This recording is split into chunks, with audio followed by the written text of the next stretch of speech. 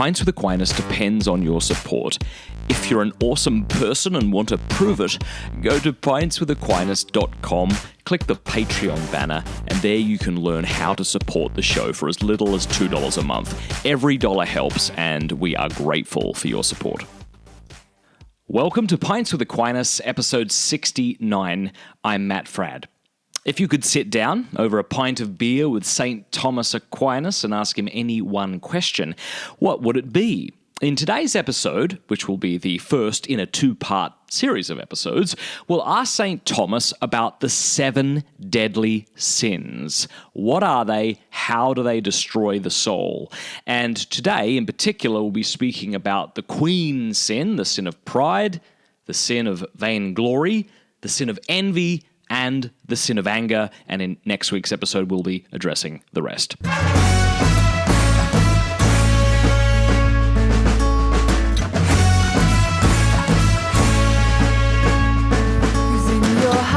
Welcome to Pints with Aquinas. This is the show where you and I pull up a bar stool next to the angelic doctor to discuss theology and philosophy. Today we'll be talking about the 7 capital sins, or the 7 deadly sins. The reason it's sometimes called the 7 capital sins, capital comes from the word head. It's from which, in a sense, the rest of the members flow. And so it's from these 7 sins that the many other sins that try to attack and overtake the soul, as it were, spring. Okay? Now, before I tell you what the 7 capital sins are, I want to let you know that I'll be referencing a work by Pope St. Gregory the Great today, quite a bit. It's called The Books of the Morals, an exposition on the book of Blessed Job. Now, the reason I'll be referencing this work is that's what St. Thomas Aquinas does in the Summa Theologiae, especially when he addresses the issues of vice and virtue. What are the 7 deadly sins? Well, here's a very easy way to remember it. Now, I hope you're listening, because if you listen to this, you will never forget what the 7 deadly sins are again. I got this from Taylor Marshall, who is a Catholic theologian and apologist, and certainly worth you looking up, Taylor Marshall. But he uses an acronym called PALE GAS. PALE GAS, P-A-L-E, GAS, G-A-S. Now, I don't know what you think of when you think of pale gas, but it certainly sounds like something nasty, as are the 7 deadly sins. So, with that acronym in mind, what are the 7 deadly sins? Well, here they are. Pride, anger, lust, envy, gluttony, avarice, and sloth. So, pale, pride, anger, lust, envy, gas, gluttony, avarice, and sloth. And these 7 deadly sins, from which all the other multitude of sins spring, are directly opposed to 7 virtues. Right? So pride is opposed to humility. Anger is opposed to forgiveness. Lust to charity. Envy to kindness. Gluttony to temperance. Avarice to charity. And sloth to diligence, right? So Pope St. Gregory the Great has this fantastic way of thinking about the 7 deadly sins, and I'll just read this little bit to you here. He says, "For when pride, the queen of sins, has fully possessed a conquered heart, she surrenders it immediately to 7 principal sins, as if to some of her generals to lay it waste. And an army in truth follows these generals, because doubtless there spring up from them importunate hosts of sins." Importunate, by the way, means annoyingly persistent. He goes on, "which we set forth the better, if we specially bring forward in enumeration, as we are able, the leaders themselves," that is, those generals he was talking about, "and their army. For pride is the root of all evil, of which it is said, as Scripture bears witness, pride is the beginning of all sin," from Ecclesiasticus 10. But 7 principal vices, as its first progeny, spring doubtless from this poisonous root. Now, you might be wondering, why is he talking about 7 generals coming in after pride has laid it waste, if pride is one of the 7 deadly sins? Well, the first of these generals, as it were, is vainglory, and that's usually accordioned into pride when we enumerate them today, but that's the reason. So here's what we'll do. We'll go through each of these 7 captains, see what Pope St. Gregory the Great has to say about them, and then also see the many other sins that these captains then bring with them. So the first we're going to deal with is vainglory. And we could think of vainglory perhaps as synonymous with pride, although with some nuance. He says, "For vainglory is wont to exhort the conquered heart, as if with reason, when it says, Thou oughtest to aim at greater things, that as thou hast been able to surpass many in power, thou mayest be able to benefit many also." So when we think of pride, we could think of it simply being an excessive esteem about one's own excellence, an excessive esteem of one's own worth. All right? It's manifested in these sorts of things, like vanity, right? Narcissism, where inordinately interested in our appearance, our intelligence, our status. Dante described pride as love of self perverted to hatred and contempt for one's neighbor. You know, when's the last time you confessed pride? I don't know about you, but sometimes I'll be standing in line for confession and I'll think to myself, well, I don't think I did anything huge this time around, so what can I say so at least looks like I'm thinking properly about these things, which is probably in itself the sin of pride. But sometimes I'll say pride, but I'm not really sure if I mean it. You know, pride is one of those things that's very difficult to detect. But I know for me, I certainly struggle with pride, even with appearance. You know, when I go to the gym and I look around at all these people who are fit and muscular, and I look at myself, I think, gosh, like, why can't I get to that stage? Why can't I look like that? And certainly there are many other ways in which I struggle with pride. But let me just ask you a couple of those questions. You know, are you concerned about how others perceive you? Unless you're been perfected, you are concerned about those things. So there's just a few questions. How are you concerned about how others perceive your appearance, your intelligence, your status, right? The kind of car you drive, the kind of neighborhood you live in? And just think for a moment how incredibly free you and I would be if we were no longer concerned about these things.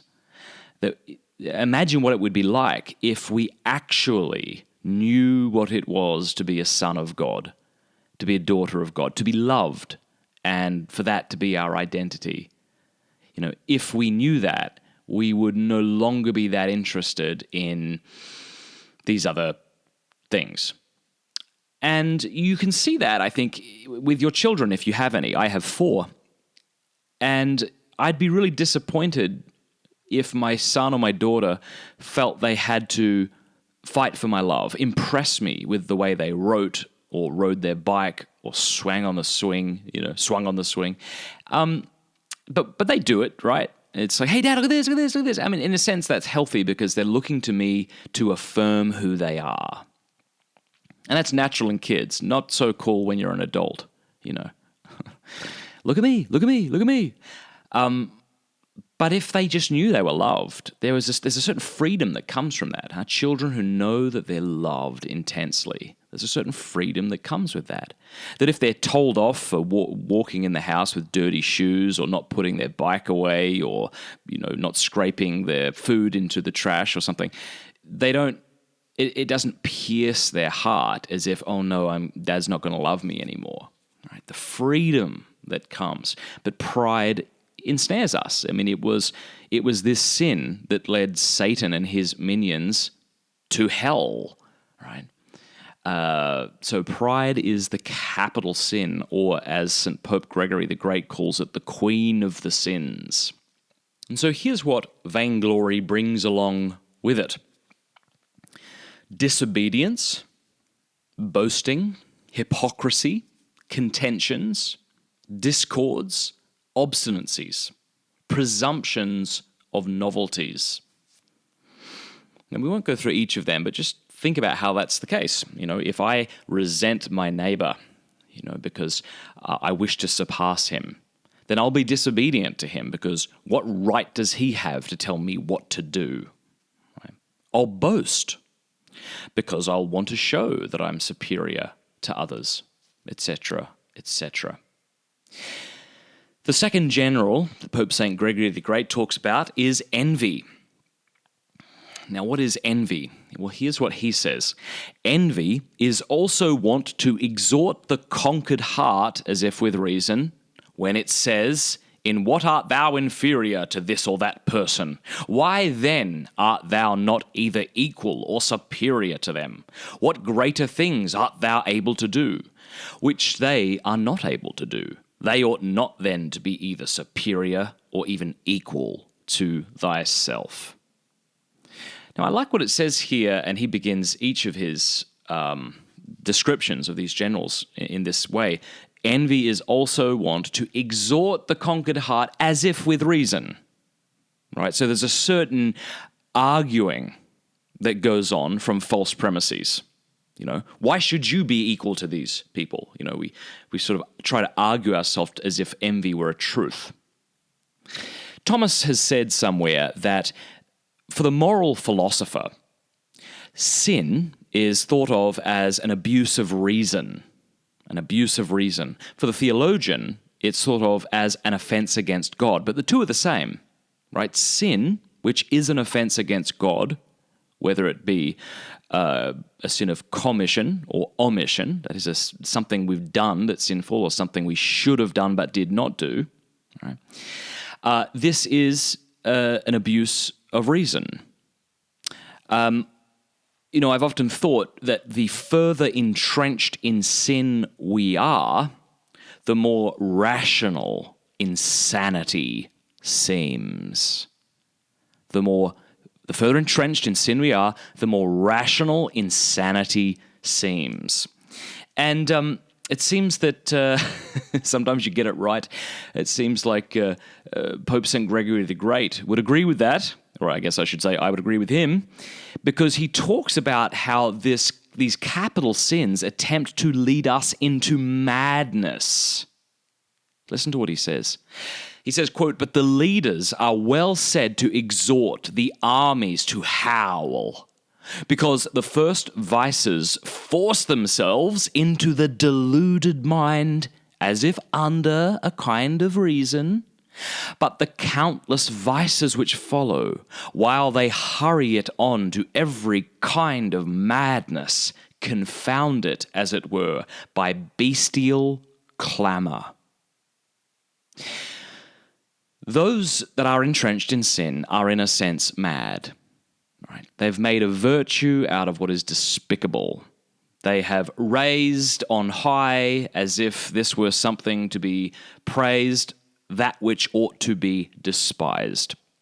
I remember some time ago seeing a Maxim magazine front cover article. I can't remember exactly what it said. It was, but I know the gist of the article. It was essentially like 5 ways to cheat on your wife. And the whole point was so that if you were married, her and the kids wouldn't find out. That is insane.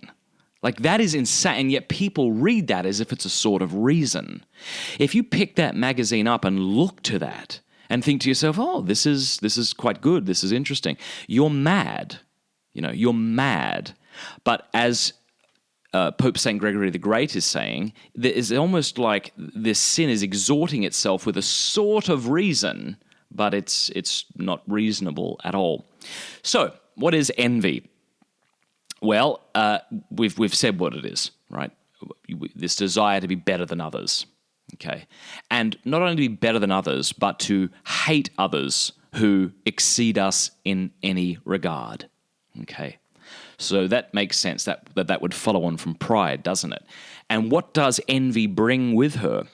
Right? Hatred, whispering, detraction, exultation at the misfortunes of a neighbor, affliction at his prosperity. Now, again, let's think about how this is true in our life.